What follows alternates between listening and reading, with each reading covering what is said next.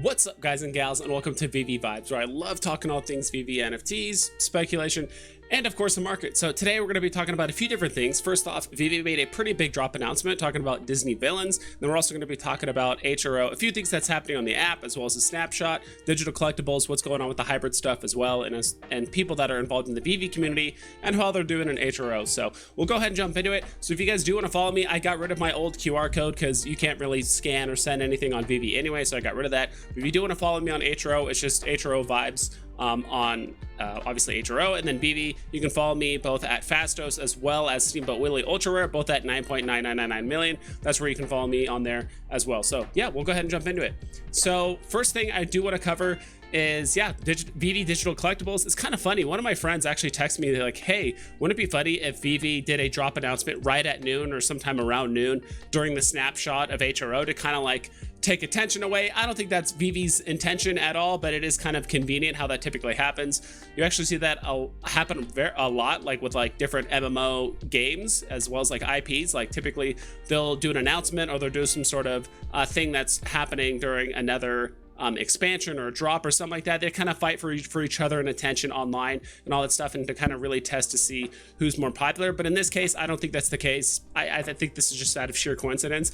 But jumping into it, as you can see, we have Ursula here, which from what I've been told from a couple other content creators as well as members of the community, Ursula is definitely one of the most popular villains when it comes to Disney villains, just pretty much across the board. There's some that might be like more well known, but at least for like as a collectible standpoint, Ursula is very collectible. She's very popular when it comes to the physical side of things. Digital, we're not really sure. You know, NFTs is all brand new stuff. It's very speculative, but it says right here, Disney Animation Studios most feared villains. These 3D full color emoji style. So this is something that's kind of interesting. Not sure if I like that or not. I'll have to see these in 3D, what they look like. I know sometimes Veve's promotional pictures or imagery doesn't always match up with how good it actually looks in the app. Very same thing with like Lenectra and a few other NFTs where it's like, it doesn't look that good, but when you actually see it in the app, it looks much better. Emoji style collectibles that are perfectly sinister addition to any collector showroom. It is coming up Saturday, so it's a couple days from now, April at 9 a.m. Pacific time, blind box format. So we have no idea how many there are. There could be 3, there could be 5, there could be 7. We're not sure how many are in this blind box format. I'm sure we're gonna get the Medium article typically about 24 hours before the drop, so the day before on Friday. So right now we have Ursula. It's series 1, so it sounds like we might get multiple series of this. So I did a little bit of research. My friend sent me a picture, but I did a bit more research on YouTube. I did want to kind of cover this briefly, just like the top Disney villains of all time. So what are some speculation as to like what we could potentially get out of this drop, out of this blind box drop. I actually pulled up 2 different articles because every article is going to say something different about like, oh, what's the best Disney villains.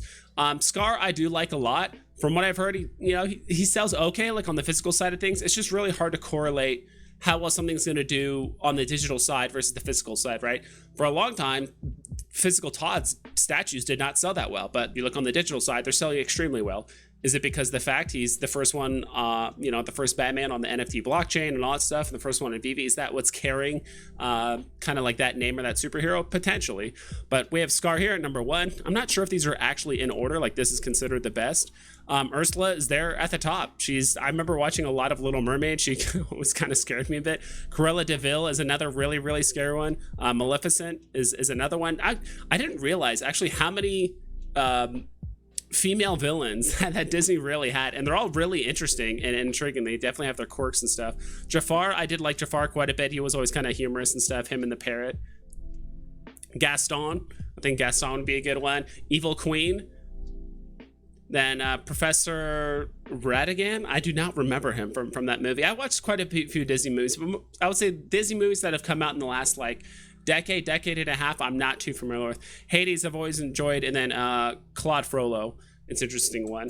And then we'll go on to the next one. So again, this is from a different like website. Cruella de Vil, Maleficent, Ursula again towards the top, Scar, Mother Gothel, Evil Queen, Jafar, kind of seeing the same ones at the top, right?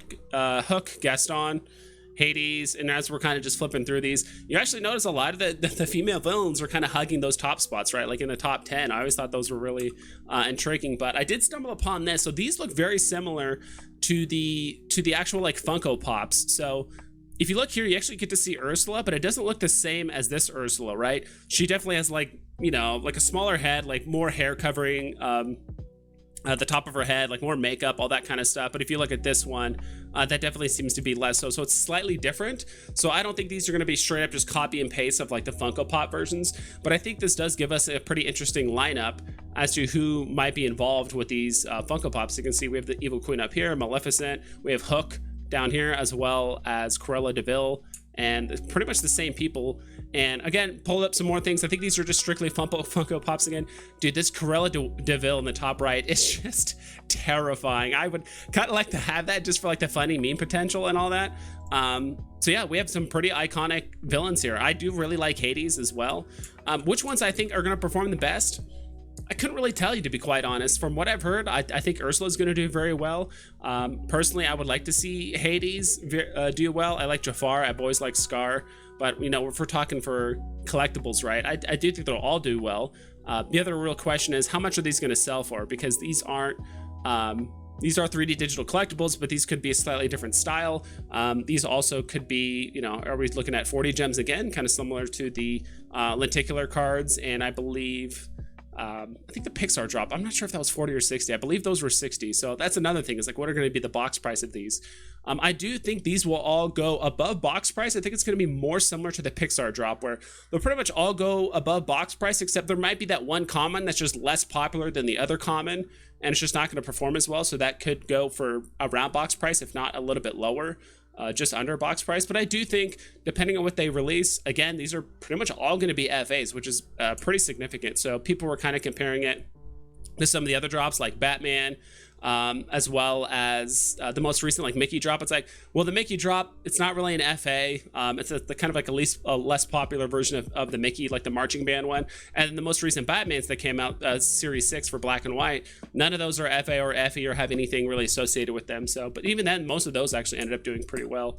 Yeah, we're actually going to hop into HRO, but I don't really have a price prediction. I have nothing going on when it comes to these drops. We don't know until the Medium article comes out. I'll be more than happy to try and do price prediction. It's so hard with this kind of market, which things are going to do well at the end of the day. So yeah, so quick jump into HRO. They actually already did the digital snapshot today, which they actually mentioned here on Discord. They said they did the digital snapshot around noon, so about an hour ago from when this video was made. So digital snapshot, so basically people that collected all of the cards ended up getting a what do you call it? A Batman Mythic. And then all the people that were, I believe, in the top 100 leaderboard towards the top ended up getting a Mythic Riddler. Only 100. So we're completing a 30 set. So yeah, so if you completed all 30 cards in the set, doesn't matter if you hit top 100 or not, as long as you just had all 30 cards, you got this Batman. And not sure, I think the mint number might be completely randomized, who knows, not exactly sure. But with the Riddler one, it's going to be in order of the leaderboard, which is pretty interesting.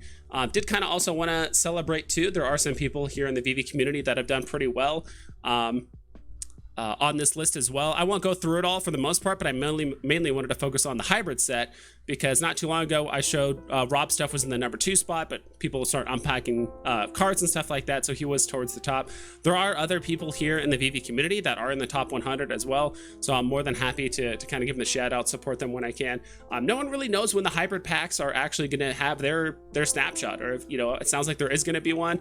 Another question is, what is going to be the utility of these digital packs? Not that their utility's been pretty much exhausted, right? Snapshots happen, people are going to be getting their mythic cards, so I'm not exactly sure what that's going to be going on with, because basically HRO said, like, yeah, we will be giving rewards, there will be a reason to hold on to the cards, but is the reason good enough for people to actually hold on to the cards instead of selling them off and having enough money to play for the next snapshot, right, or like the next drop? So kind of curious how all that stuff plays out for the most part. But yeah, so the snapshot is done. Veve has a big drop happening, lots of great stuff is happening. I'm really excited for both HRO and Veve over these next few weeks, so really excited to kind of keep that going. Hopefully my pre-order box will be coming in the next couple days or so. Ideally, I would love to get that. I just got one 8-pack box, that's pretty much it. I kind of wish I bought more, but I will be opening that up on stream when I do eventually get it. So yeah, that's pretty much it. Hope you guys take care. Please be safe when it comes to your listings. Double and triple check all of your listings so you don't screw yourself over. And I'll catch you guys next time.